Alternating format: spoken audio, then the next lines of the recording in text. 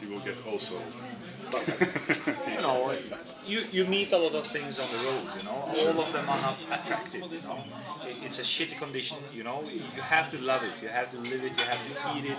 You have to be kind of part of it to understand what's attractive with the road. You know, Yeah. I think you have to be a free spirit to begin with. You know, Yeah. with Lars, he's a family man. He's a very Stable guy. stable, tidy guy. You know? Yeah. For him, when people are coming in the bus with their bags of drugs, it doesn't work for him. But it does work for the rest. You know, people can do whatever they want. Of course. I don't care, you know. Yeah, sure. People are free to live their lives how they seem fit.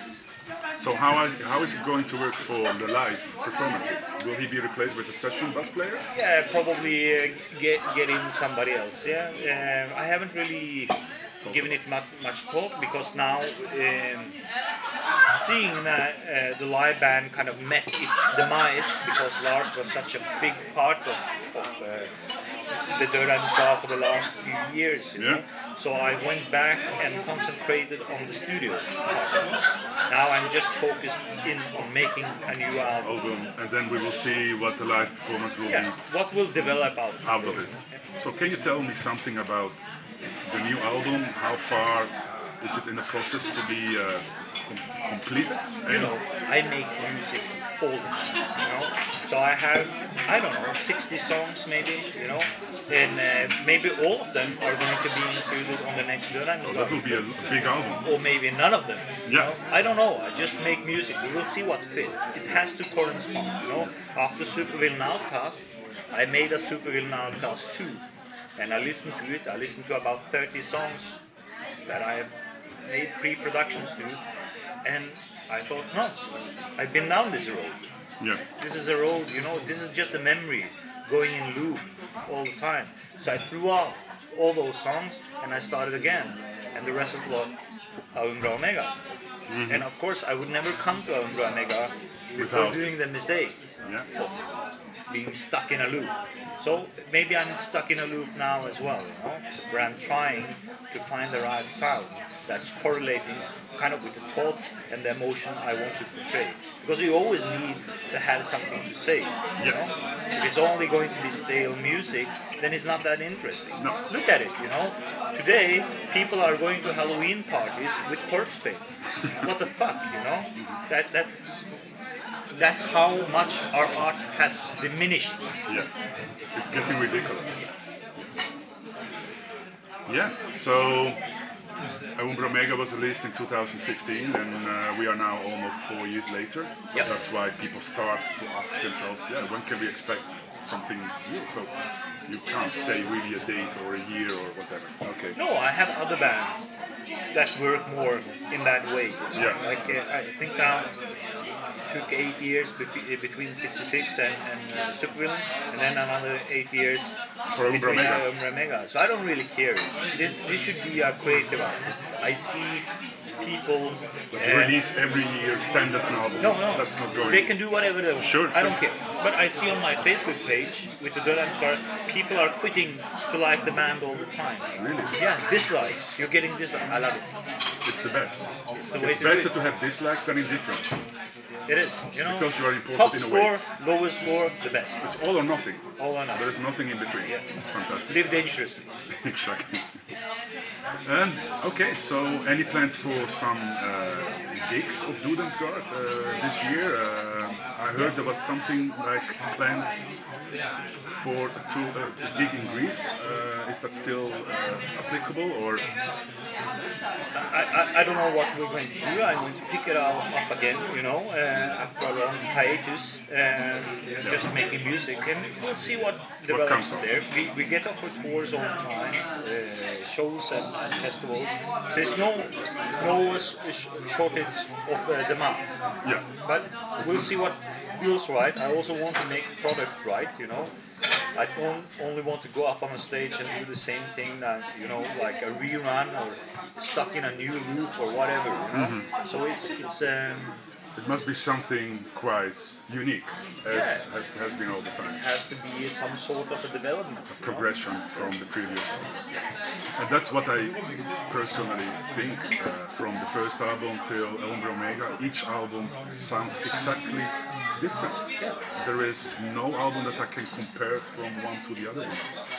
So it's great because for me personally, Ombre Omega has been the highlight of Dødheimsgard in terms of. Thank you. And I remember talking with you the first time. I didn't like it, and I'm not afraid to say that to you because I'm honest, and I didn't get it. And it's the same with Emperor, for example. It's another thing that people getting fun of it. Some albums need to get synced in at the right timing. But, that was the whole kind of approach to it, If you don't spend enough time on the album, you won't like it. Because I don't want you to like it immediately. No, yes. Because this is not pop music. Yeah. It's not something you can trade out after 3 months to buy the new single, You have to spend your time getting into it, and then it will be your friend for life. I think this is my friend for life. Well, it's even inked for life on my skin, so that says quite a lot. Its album is fantastic, so it will be very difficult to find something that will exceed that, but I think you will still be able to surprise us with something completely different in a way. So, but my expectation isn't to exceed anything. No, it's to be different, to progress. Like now this album is there, and it has all these variation and themes and stuff like that. That doesn't mean I have to top it. No. I will end up becoming a clown, with a red nose. If I'm always going to outdo kind of what I did before.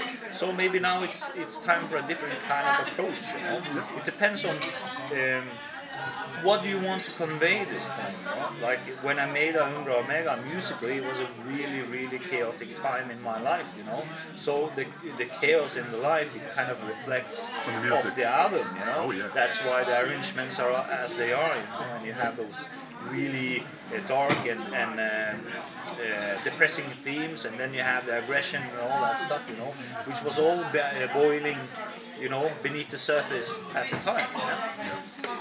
Yeah, for me personally, what I think after I got into the album is like it's a mental trip from the first song till the last one. It's I see it as a concept album in a way. It's a concept album, and I think this album has to be played once entirely. I would like to. I know that there is been talking about that, and I really hope that it will become reality someday. Yeah. With the lineup of that album, of course. Of course. Yeah. Is there of course, it's a different question, but is there some kind like an album you feel more related to in the whole discography, or is there a preferred album? For me, it's the most honest album, Ombre Omega. Yeah, of course. You always told me that. Yeah. When you start with music, you're kind of attached to a niche, and I love being part of that niche, I was one of the, early second generation black metal people, but it all was fresh and new. The only guys that preceded me was the Steins and the Micro Butchers and all those guys, So I'm proud of having that part in history. But in the beginning, you pay your dues. You pay your dues to the industry. You pay your dues to the scene that kind of made a part for you, So that's why you have Kronos Konge and Monumental Possession. It's Dødheimsgard paying its dues to the black metal scene. And on Monumental Possession we also have the thrash influences and stuff like that, which are so integral to our upbringing, We listened to thrash metal when we were 9-10 years old, and still do to this day, So that was paying our dues, and then Satanic Art came, And that was the start of a change. I think if you would have continued with Kronet from the start, you would have probably gained more fans, I think. Been a lot bigger band today, and a bigger band. But you were honest and you tried to just do something different and to go to your path. If I still did the Kronet Konge stuff, 25 years later, and I was sitting in some shabby backstage somewhere, still putting up my makeup like I will fucking kill myself. It's not the same. Everything is tied. There is evolution. It's tied to a period. Yes. Everything is tied to a period. When we were kids in 1991, I'm not saying this is a big deal, but me and my friend, we live maybe a few 5 houses from each other.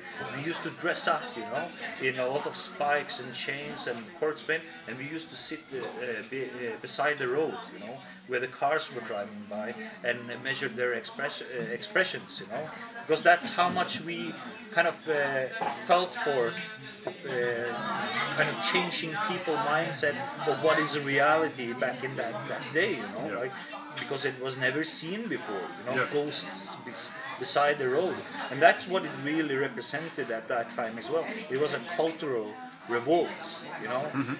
We don't like your MTV, we don't like your fucking Christian dogmatic upbringing, what's politically correct and all that, So we took the role of the outcast in the schoolyard. We got beaten up every day, but then we took it and we ate it, we drank it. And you digest it. We were proud of it, Yes. being the outcast. So, you're brought up in this small, shitty place in Norway, and they're telling you to be ashamed, and you're saying, fuck off, you'd be fucking ashamed, you like everybody else. Yeah. Crazy. Good times. Yes, absolutely. It was a purpose to it all, It wasn't only about music. It was a lifestyle. It was a lifestyle, and the most important thing, it was an unaccepted lifestyle. Yes. Your mother didn't like it. Yeah, I know. Good. I know. Your grandmother, good. Nobody. Your teacher hated it. I had the same problems in Italy when I was long hair, earrings in the 80s, listening, having metal shirts. I was hated by everybody. Yeah.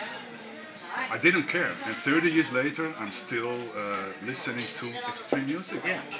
While my grandfather told me, I know when you will be old, you will not listen to this crap anymore. You will. But You are old, and you're still very old. Yeah, fantastic. So, any other things you're working currently except of Strid and Dødheimsgard? Are there other projects you're actively involved right now? Yeah, I'm doing a project with Håvard from the old Ulve lineup, the lineup from Ulve. Yeah, Ulve. Yeah. The black metal stuff and the acoustic stuff, and we're doing a project. The interesting part with him. So is it more electronic now, or is it more really going back to the first Ulve? That's the interesting part with Håvard, is that he quit music 15, 16, 17 years ago, and he put everything on the shelf. And when he picked up again, he started exactly where he left off. So I think his musical approach is really genuine in relation to the early 90s stuff. Obviously he's a better musician now. Obviously also the production values are better and all that, but he still has the same atmosphere, because he's still in that mindset. In between, it's just a void, it's a black empty space. So we're doing an EP that's going to be out on Soulcell, Norwegian lyrics, and early type of black metal. The really cool stuff about the old bands in the 90s is that, you can say they were all black metal, but they were all original. So we're still trying to take care of that element of it all as well. That yes, you will recognize this. If it's in your bones, if it's in your blood, you will probably enjoy it. You will probably enjoy it, and it will trigger your memory and your emotions in some way. But it also has that original element, that bands at that era had. You had Ulver, you had Chris singing, you had Immortal with the Furious Speed, you had Neem with the legend around them, you had Burzum with the fantastic atmospheres, and all these bands were entirely unique. Yep. So we also try to have that approach. Cool. Apart from that, what are you musically listening in your free time? Is it only metal? I suppose you're very more versatile. Yeah, I don't think people want to know what I'm listening to. But you're probably listening to. Yeah, sure. I'm open for all kinds of music. Music's purpose is to be evocative. Because if you can create emotion, you can create thought. Yep. So it has to comes from inside. Actually. Yeah, it has to derive from somewhere, you know. So evocative music, it makes me think, basically.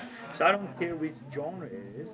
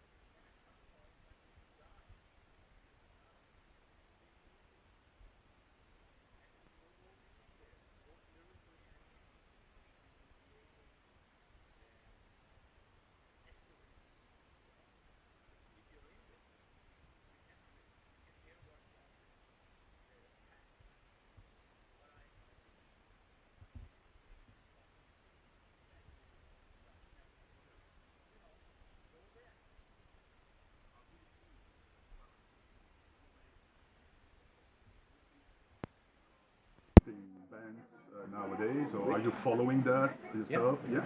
A lot of good bands. I try to listen to art music, like the conversation we had in the car. You know. Yes. Sometimes I go to the office and I look really busy behind